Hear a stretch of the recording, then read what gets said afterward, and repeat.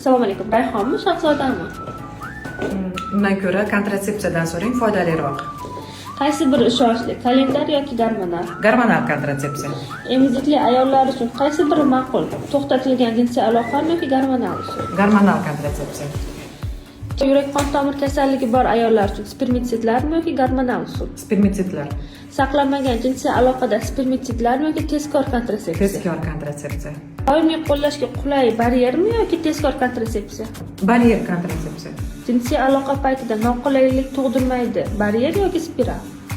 Bachadon inchi spirali. 2-3 yilda tug'ishni reja qilmayotgan ayollar uchun spermitsidlar yoki spiral? Bachadon inchi spirali qulayroq.